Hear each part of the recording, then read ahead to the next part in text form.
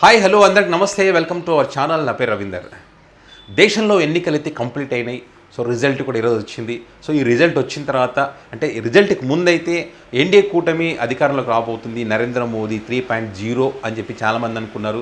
BJP party కూడా 400 సీట్లు ఇస్తారు టార్గెట్ అని చెప్పి, కనీసం 350కి పైగా దాటుతాయని కూడా వాళ్ళు అంచనా వేస్తారు. అదేవిధంగా వచ్చినటువంటి మన ఎగ్జిట్ పోల్స్ కానీ సర్వేలన్నీ కూడా 350కి పైగానే చూపించాయి. కానీ ఈరోజు చూస్తుంటే 300 కూడా దాటే పరిస్థితి ఎన్డీఏకి లేని పరిస్థితి మనం చూస్తూ ఉన్నాం. అయితే ఇప్పుడు తాజాగా దీనికి సంబంధించి ఒక పెద్ద ఎత్తున చర్చ జరుగుతుంది. ఏంటంటే మూడోసారి ప్రధానమంత్రి అయ్యేటువంటి అవకాశం నరేంద్ర మోదీకి లేదు అనేటువంటి ఒక చర్చ ఉంది. దానికి కొన్ని కారణాలు కూడా చెప్తా ఉన్న పరిస్థితి ఉంది. సో ఇప్పుడు మనకు ఓవరాల్గా అంటే మ్యాజిక్ ఫిగర్, కేంద్రంలో ప్రభుత్వాన్ని ఏర్పాటు చేయాలంటే కావాల్సినటువంటి మ్యాజిక్ ఫిగర్ 273 కావాల్సి ఉంటుంది. ఇప్పుడు ఎన్డీఏ కూటమి 294 లీడ్లో ఉంది. ఇటు కాంగ్రెస్ సొంతంగా 98 సీట్లు సంపాదించుకుంది. అండ్ ఇండియా కూటమిగా చూస్తే కనుక 232 సీట్లు ఆధిక్యంలో ఉన్నారు వాళ్ళు.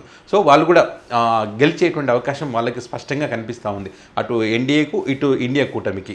సో వీళ్ళకి ఇంకా ఒక 40 సీట్లు అవసరం పడతాయి. 40-41 సీట్లు కనుక వీళ్ళకి వస్తే కనుక వీళ్ళ ఆ సంఖ్యను తెచ్చుకోగలిగితే వీళ్ళు ప్రభుత్వాన్ని ఏర్పాటు చేయడానికి అవకాశాలు ఉంటాయి. సో ఇది మైండ్లో పెట్టుకొని అటు కాంగ్రెస్ పార్టీకి చెందినటువంటి పెద్దలు అదే ఆలోచన చేస్తున్నారు. ఎవరిని తీసుకొస్తే మనం ప్రభుత్వాన్ని ఏర్పాటు చేసే అవకాశం ఉందనేటువంటి అన్ని దిక్కులుగా ఏ రకంగా మనం చేయాలనేటువంటి అన్ని రకాలుగా వాళ్ళు ఆలోచన చేస్తున్నటువంటి పరిస్థితి ఉంది.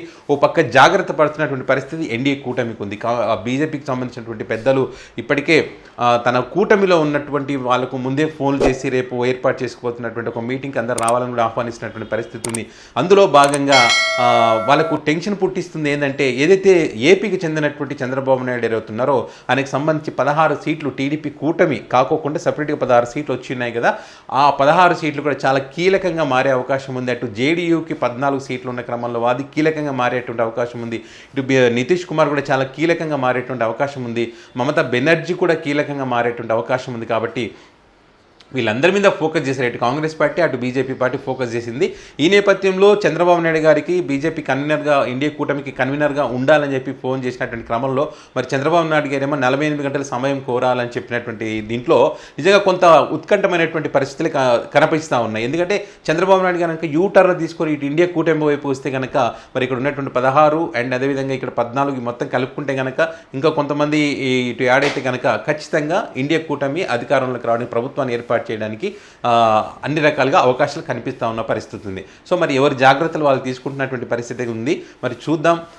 మూడోసారి ప్రధాని కావాలని నరేంద్ర మోదీ కోరుకున్నటువంటి క్రమంలో మరి కాంగ్రెస్ పార్టీ కూడా గతంతో కంటే పుంజుకొని ఎక్కువ సంఖ్యలో సీట్లు తన గ్రాఫ్ను కూడా పెంచుకోగలిగింది. అదేవిధంగా రాహుల్ గాంధీ కూడా 2 చోట్ల పోటీ చేసి 2 చోట్ల గెలిచినటువంటి పరిస్థితి ఉంది. మరి వారణాసిలో నరేంద్ర మోదీ ఒకనొక వెనకబడినటువంటి పరిస్థితులు కూడా మనం చూసాం. సో ఈ రకంగా ఉన్నటువంటి పరిస్థితుల్లో మరి కాంగ్రెస్ పార్టీ అధికారంలోకి వచ్చే అవకాశం అయితే చాలా దగ్గరలో కనిపిస్తూ ఉంది వాతావరణం. మరి ఈ రాజకీయ పరిణామాలు ఏ రకంగా ఉంటాయి, ఇప్పుడు ఉన్నటువంటి ఈ ప్రాంతీయ పార్టీలో ఎటువైపు మొగ్గు చూపుతారనేటువంటిది కీలకంగా మారింది. ముఖ్యంగా అయితే చంద్రబాబు నాయుడు అండ్ అదేవిధంగా నితీష్ కుమార్ వీళ్ళంతా చాలా కీలకంగా మారేటువంటి అవకాశం ఉంది. మరి వీళ్ళు ఎలాంటి నిర్ణయం తీసుకుంటారో, కేంద్రంలో ప్రభుత్వం ఏర్పాటు చేయడంలో వీళ్ళదే కీ రోల్, మరొకసారి చక్రం తిప్పడంలో వీళ్ళిద్దరు కీ రోల్ అనేటువంటిది స్పష్టంగా కనిపిస్తూ ఉంది. సో ఏం జరుగుతుందనేది చూద్దాం.